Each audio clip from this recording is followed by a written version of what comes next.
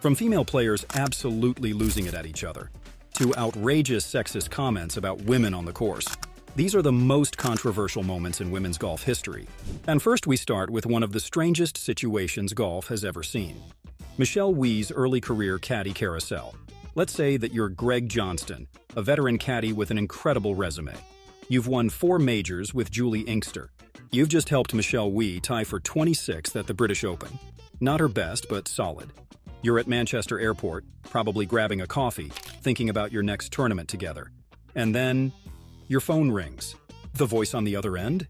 Not Michelle, not her parents. It's her agent. And the news? You're fired. Just like that. It sounds like something out of a reality TV show, right? But this actually happened. Johnston, a caddy who helped Michelle secure 7 top 5 finishes in 8 LPGA events, was let go like he was an extra on a set. No explanation, no goodbyes, just a call at the airport. And here's the kicker. This wasn't an isolated incident. Wie was going through caddies faster than most people go through playlists. The turnover got so wild, it became a running joke in golf circles. People started asking, what's going on here? Was the pressure of her skyrocketing career too much? Were the expectations set too high for her caddies? Or was it something else entirely? Nobody ever really got the full story, but one thing's for sure. If you were a caddy for Michelle Wie back then, you probably didn't bother unpacking your suitcase. Coming in at number 14. Now, let's talk about one of the most heated debates in the history of women's golf. It's 2024, and the LPGA, USGA, and R&A drop a bombshell. New policies requiring players to be female at birth or to have transitioned before male puberty. A simple policy change? Not even close. It was a decision that would directly impact players like Hailey Davidson.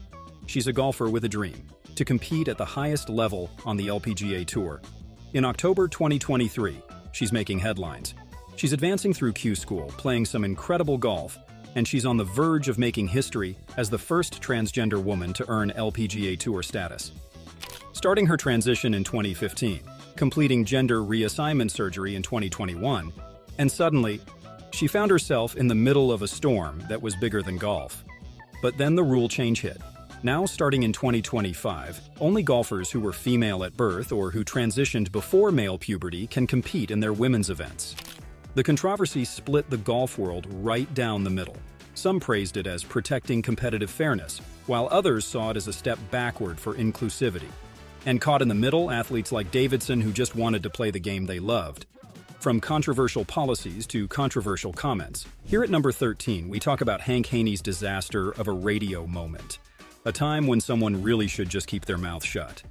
Haney definitely didn't get that memo in 2019. Haney, a well-known golf instructor at the time, was live on his SiriusXM PGA Tour radio show. The topic? The upcoming US Women's Open. But instead of insightful commentary, Haney dropped this gem. I'm gonna predict a Korean. And when asked to name 6 players on the LPGA Tour, his response, I'd go with Lee. If I didn't have to name a first name, I'd get a bunch of them right. Yikes. Just yikes. The comments were quickly labeled as both dismissive and racist, sparking a firestorm in the golf world. Haney brushed it off at first, calling it a joke, but people weren't laughing. Especially not Michelle Wie, one of the few LPGA stars Haney could probably name. Michelle took to social media, writing, as a Korean-American female golfer, these comments that Haney made disappoint and anger me on so many different levels. And she didn't stop there. She absolutely torched him, calling out the lack of respect for women's golf and for her heritage. The backlash didn't end with social media. Haney was suspended by SiriusXM and faced widespread criticism from players, fans, and commentators. He later issued an apology, but by then, the damage was done. For number 12, we have Michelle Wie and the great wrist injury debate of 2007. This story has everything. Drama, speculation, and a rule so brutal it's feared across the LPGA. It all started with the 2007 Ginn tribute, hosted by none other than Annika Sorenstam. By the time Michelle reached the 16th hole in the first round, she was struggling big time. Her score, a painful 14 over par, and she was dangerously close to the LPGA's dreaded Rule of 88. For non-members, shooting 88 or higher in a round means an automatic ban from LPGA events for the rest of the year. With just 2 holes to go, Michelle was 2 bogeys away from disaster. And then she withdrew. The reason? Her wrist injury, which she said had been bothering her since a fall earlier that year. On the surface, it made sense. She'd been dealing with wrist issues all season. But the timing? That's where things got tricky. Fast forward 2 days later, and Michelle is spotted back on the course. Not struggling, not resting, practicing. Yep, the same player who withdrew mid-round was now preparing for the upcoming LPGA Championship. The golf world exploded with speculation. Was the injury real? Or was it just a way to dodge the rule of 88 and avoid a humiliating score? Even Annika Sorenstam, usually the picture of diplomacy, wasn't having it. She publicly slammed Michelle's withdrawal as disrespectful, not just to the tournament, but to the other players and the game itself. For a legend like Annika to call someone out like that, let's just say it was a big deal. Up next, number 11. Okay, let's rewind to 1998. Sairi Pak, just 20 years old and a rookie on the LPGA Tour, found herself on the biggest stage in women's golf, the US Women's Open. She had already won 3 tournaments that year, but now she was locked in an 18-hole playoff at Black Wolf Run, facing amateur Jenny Chua Siriporn with everything on the line. The pressure was intense, and on the 18th hole, something unexpected was about to happen. Here is what went down. Pak's ball found itself in a precarious position, sitting in a water hazard. The usual move? Take the penalty, drop the ball, and try to salvage the hole. But Pak wasn't having it. This was her moment, and she wasn't going to back down. With the entire golf world watching, Pak made her decision. She calmly removed her shoes and socks, rolled up her pants, and stepped into the hazard. The silence was deafening. The crowd couldn't believe it. The ball was partially submerged, the kind of lie that could ruin even the best player's round. And yet, Pak stood there, unshaken, analyzing her options like a seasoned pro. She lined up the shot, her focus razor sharp. The swing was swift, deliberate. Water splashed everywhere as her club connected perfectly with the ball. The crowd held its breath as the ball soared through the air, landing safely back in play. The gallery erupted in cheers, realizing they had just witnessed something extraordinary. But the best part? She wasn't done yet. Pak held her nerve through the rest of the hole and carried the playoff into sudden death, where she ultimately triumphed. At just 20 years old, she became the youngest US Women's Open champion in history, and only the second rookie to win the title. That shot from the water became legendary. They literally showed this shot on Korean TV with their national anthem playing. Yes, a golf shot, with the national anthem. That's how big this was. Heading into our top 10, and here we have a weird one for you. But before we continue, I want to ask you for your help. I'm trying to reach 20,000 subs before my birthday in March, so I'd really appreciate it if you would subscribe to the channel and help me out. Alright, back to the story. In 2024, Charley Hull heads to the Olympics with a genuine shot at gold. Just one tiny problem. She can't smoke during the tournament. Now, I know what you're thinking. Smoking for an elite athlete? But Hull isn't exactly your textbook Olympian. She's been open about occasionally using cigarettes to help manage her ADHD and ease stress during rounds. It's part of her routine, and for her, it works. The controversy hit when Hull admitted the smoking ban could affect her performance, even hinting it might cost her a medal. Yep, an Olympic athlete essentially saying, "I need a cigarette to play my best." Not exactly the vision of the Olympic ideal, right? So how did it go? Well, in her first round, Hull shot an 81, 9 over par, a score that dashed any hopes of contending for gold. Now, whether the smoking ban was to blame or her shoulder injury, she later revealed she'd slipped in the shower before the games, the message was clear. Sometimes coping mechanisms, no matter how unconventional, matter more than we realize. Number 9 is probably one of the messiest moments in golf history, the 2015 Solheim Cup at Golf Club St. Leon Rot in Germany. It's the final day of 4-ball matches, and things are about to explode. Here's the setup. Allison Lee, a rookie playing in the biggest team event in women's golf, is paired with Brittany Lincecum for Team USA. They're going head-to-head against Europe's Suzanne Pettersen and Charley Hull, and the match is all square on the 17th hole. Lee steps up for a 12-foot birdie putt to win the hole. She misses, leaving the ball just 18 inches from the cup, a distance so short it's almost always conceded in match play. As Pettersen and Hull begin walking off the green, Lee assumes the putt has been conceded. She picks up her ball. But then, Pettersen speaks up. "We didn't concede that putt." Chaos erupts. Officials step in and confirm that under the rules, Team USA loses the hole. The Europeans go 1-up heading into the final hole. Lee, visibly shaken, can't believe what's just happened. Even Charley Hull, Pettersson's teammate, is brought to tears by the uproar. The Americans are furious, the Europeans are divided, and there are literal tears on the course. Pettersson was technically within her rights to enforce the rule, but many, including U.S. captain Julie Inkster and European legend Laura Davies, labeled the move as unsportsmanlike. Inkster called it a disgrace. Davies didn't hold back either, saying, "That's not how we play the game." But the controversy didn't end there. This moment lit a fire under Team USA. Trailing 10-6 going into the singles matches, they pulled off the biggest comeback in Solheim Cup history, winning the entire thing. Gimmegate wasn't just about a missed putt, it became a turning point that proved sometimes a little controversy is all the motivation you need.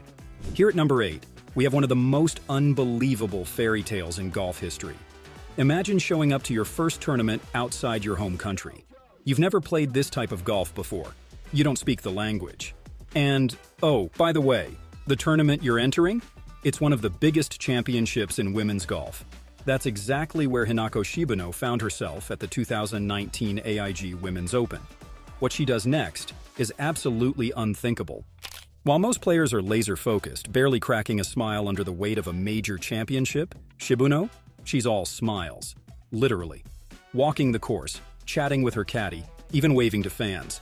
They call her the smiling Cinderella back in Japan, and it's easy to see why. But don't let the charm fool you. This Cinderella came to win.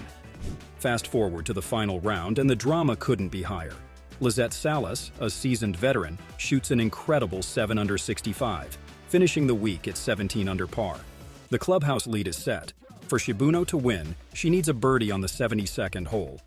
The tension builds as she steps onto the green. She lines up her putt, an absolute must-make. And then, boom! The ball rockets off her putter, slams the back of the hole, hops slightly, and drops. Just like that, Hinako Shibuno, an unknown rookie, wins a major championship in her very first attempt. And you know how she celebrated? With a smile, pure Shibuno style. Now, at number 7, and it's the 2016 U.S. Women's Open Playoff, the biggest tournament in women's golf. Anna Nordqvist and Brittany Lang are battling it out in a 3-hole showdown. And then, something happens that's so small, so microscopic, that nobody even sees it in real time. Not the players, not the officials walking with them, not even the thousands of fans watching from just feet away. Nordqvist is in a fairway bunker on the second playoff hole. She takes her stance, gets ready to hit, and her club barely, just barely, brushes the sand. We're talking about a touch so light it wouldn't disturb a butterfly. But in high-definition slow motion, that's a whole different story. Replay reveals that as Nordqvist swung, her club barely brushed the sand. But under the rules of golf, even the slightest grounding of the club in a bunker is a 2-stroke penalty. Oh, and if you thought this was it, you're wrong. Because here's where the real drama begins. The USGA Rules Committee chose to notify Nordqvist, but it was absolutely the worst timing ever. She wasn't told immediately. Instead, the news came after she hit her approach shot on the par 5 18th hole, the final playoff hole, but before Lang played her third shot. This delay in communication left Nordqvist blindsided, forcing her to process the penalty in the middle of one of the most crucial moments of her career. It also meant Lang was made aware of the penalty as she prepared for her next shot, giving her a clear strategic advantage. Critics were quick to call out the USGA, arguing the timing disrupted the flow of the playoff and impacted the fairness of the competition. This penalty basically handed the U.S. Women's Open to Brittany Lang, and while Lang played great golf, her biggest moment was overshadowed by a controversy that had nothing to do with her. Coming close to our top 5 with number 6. Let's talk about the moment that turned the LPGA into the center of a heated debate. It's 2017, and the league decides to shake things up. Not with a new tournament, but with a brand new dress code. And when I say shake things up, I mean stir up a storm. Here's the setup. The LPGA drops the hammer with a set of rules banning plunging necklines, leggings, and short skirts. These restrictions didn't sit well with a lot of players, especially Michelle Wie, who is known for her modern, athletic style. For Michelle, this wasn't just about clothes, it was about progress.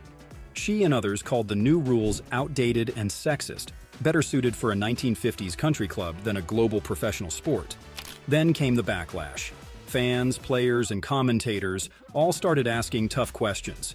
Why focus on what women wear? Why not celebrate their talent instead? And the double standard? Don't even get me started. Nobody was critiquing male golfers' attire. I mean, when's the last time you heard someone say a male golfer's outfit was too unprofessional? And here's the reveal. The debate didn't just stop with a few tweets, it sparked a full-blown conversation about sexism and body shaming in sports. Critics slammed the dress code for detracting from players' achievements, while supporters argued it was about maintaining a professional image. So, how did it all end? Over time, the LPGA quietly eased up on the restrictions, letting the players' skills take center stage again. You've made it to our top 5. Just imagine being the best player in the world. You've just won 6 out of 7 tournaments. You're practically unstoppable. And then, everything falls apart. That's exactly what happened to Nelly Korda in 2024. And when I say falls apart, I mean falls apart. Let me paint you a picture of just how good Korda was at the start of 2024. She was demolishing fields. 5 straight victories, including a major championship at the Chevron. Then, after one off week where she only finished 7th, she wins again at the Mizuho Americas Open. She's playing golf like she's got cheat codes enabled. But then comes the US Women's Open, and everything goes sideways. First, there's the US Women's Open, where she makes a 10 on a par 3. She shoots an 80 in that first round. 80. The last time Korda shot an 80, well, actually, she hadn't. Not as a pro. This was uncharted territory for her. Ultimately, she missed the cut. But surely, this was just one bad tournament, right? Wrong. Next up is the Meyer LPGA Classic, a tournament she'd won before with a record score of 25 under par. She opens with a 76. The next day, she shoots a really solid 67, and again, misses the cut by one shot. It's like watching a master chef burn toast 2 days in a row. Okay, maybe just a bad week, right? Nope. At the Women's PGA Championship, she shoots an 81, her worst round ever as a professional. We're talking about bogeying the first 4 holes, then adding a double bogey and 8 more bogeys. This was the world number 1, the most dominant player in the game, looking completely lost. In a span of weeks, Nelly Korda went from unstoppable to missing cuts and carding career-worst rounds. For someone who had been on one of the greatest streaks in women's golf history, it was a humbling fall. Coming in at number 4, let's head back to the 2009 Michelob Ultra Open, a tournament packed with drama and one unforgettable moment. Cristie Kerr was standing on the fairway of the par 5 15th hole, and she knew this was it, her moment. The tournament was on the line and she needed to make something happen. What does she do? She pulls out her 3-wood, a gutsy move that had everyone watching holding their breath. As the ball took off, Kerr shouted, "Come on, be right, come on!" And guess what? That ball must have hurt her because it flew perfectly, landing right on the green. The crowd erupted as she set herself up for a clutch 2-putt birdie, shifting the momentum in her favor. But how did she keep her cool? Kerr had been working on her mental game. Deep breaths, focus, and a whole lot of self-belief. It wasn't just for show. It was her secret weapon, and it paid off when it mattered most. Oh, and after winning, she didn't just take the trophy and leave. Kerr loved this event so much that she offered to find a sponsor herself to save the tournament. Yes, the champion of the day was ready to go knock on corporate doors to keep her favorite event alive. Now, that's a winner with dedication. Top 3 incoming. It's March 2001, and the sun is rising over the Moon Valley Country Club in Phoenix, Arizona. Annika Sorenstam walks to the first tee, calm and focused, ready for the second round of the Standard Register Ping tournament. By this point, everyone knows she's good. Scratch that, great. She's already won majors and built a reputation for her laser-like precision. But today's about to be different. Very, very different. So, what happened? Well, the round begins like any other. A solid drive, a crisp iron, a birdie putt that drops in the center of the cup. Nothing out of the ordinary, yet. Then she birdies the next hole, and the next, and the next. By the time she reaches the 9th, she's carded 7 straight birdies and is staring down a putt to make it 8. The whispers start. And then, she drains the putt. A front 9 28. 8 under par with 8 consecutive birdies. Unbelievable! The back nine begins, and now it's not just about playing good golf, it's about history. She doesn't let up. Birdie, par, birdie. By the time she reaches the 18th hole, she's already done the unthinkable. 13 birdies, 0 bogeys, and not a single green missed in regulation. Whispers have turned into full-on buzz. She could shoot 59.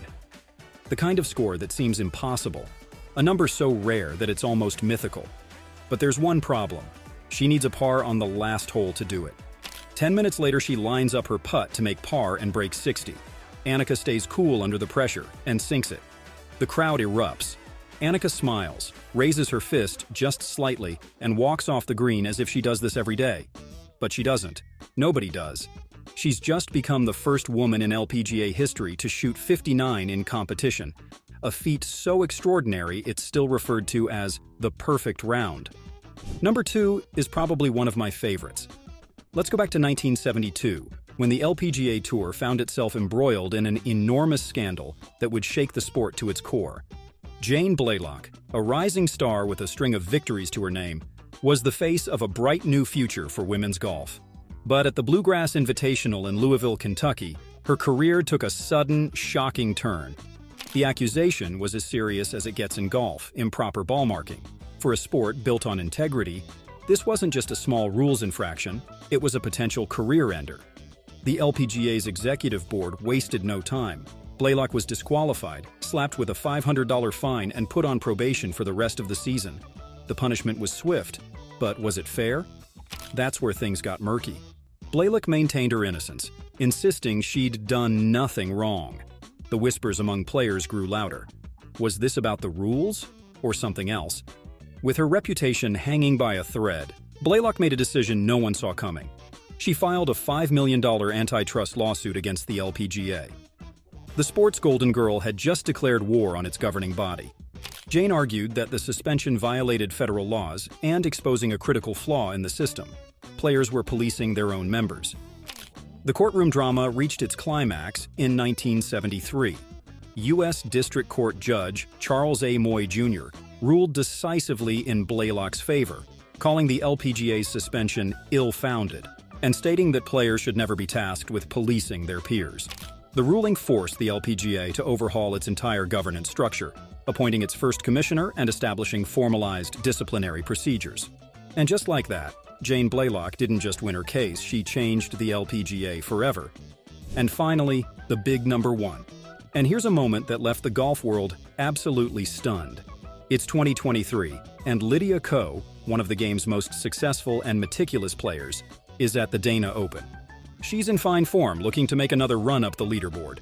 But then, out of nowhere, disaster strikes. Here's what happened. Ko, believing she was allowed to prefer her lie to improve her ball position, made adjustments on multiple holes. The problem? These weren't areas where preferred lies were permitted. Nobody caught it in real time. Not Ko, her caddy, or even the officials walking the course. By the time it was flagged, the damage was done. 7 penalty strokes. The penalty was brutal. What should have been a solid round suddenly turned into a nightmare. Ko went from contending to tumbling down the leaderboard, leaving fans and commentators in shock.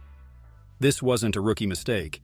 It was Lydia Ko, one of the most detail-oriented players in the sport, falling victim to golf's infamously complex rulebook. Morale of the story? A humbling reminder of golf's no-mercy penalty system. No warnings, no second chances, just 7 strokes and a leaderboard freefall. Oh, and now you're still watching. We have made another great video for you here right in the middle of the screen. Enjoy!